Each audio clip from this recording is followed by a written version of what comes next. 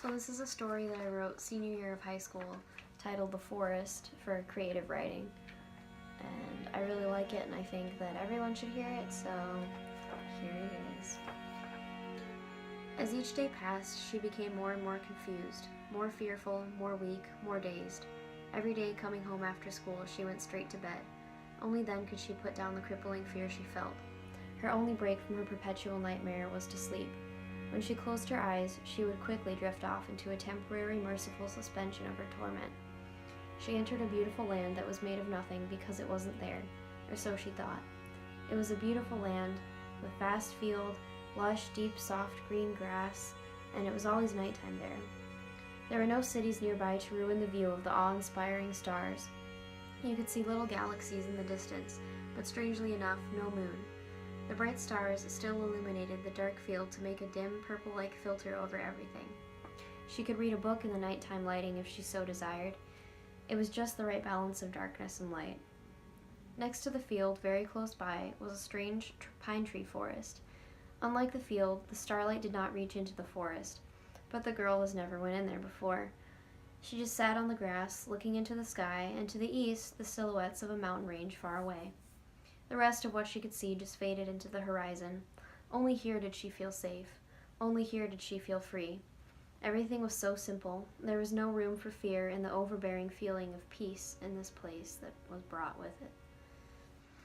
One day, after drifting off into another brain-dead sleep, she saw a boy walk out of the dark pine forest.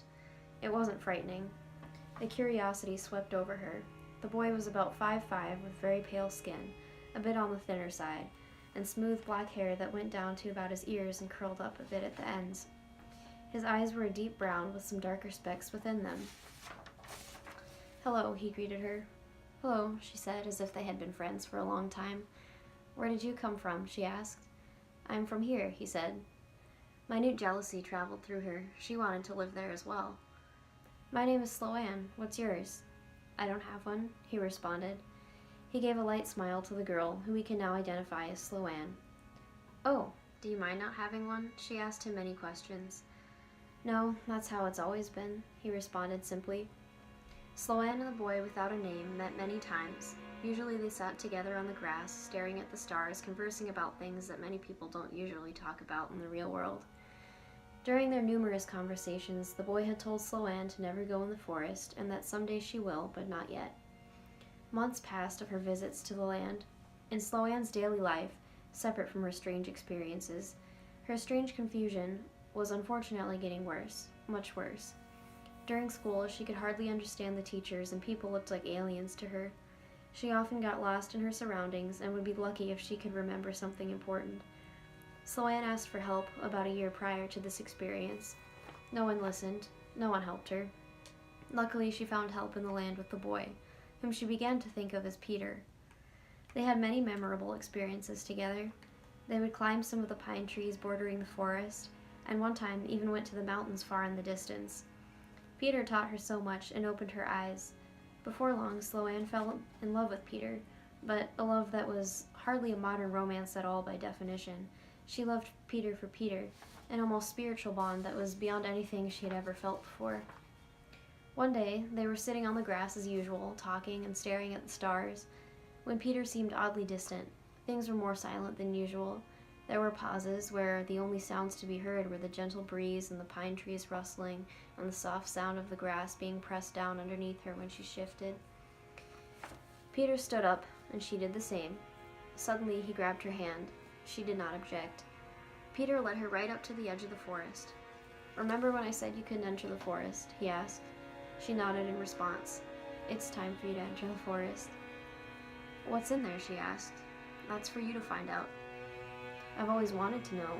Sloan was curious, and felt that her going in there would mean that she could understand.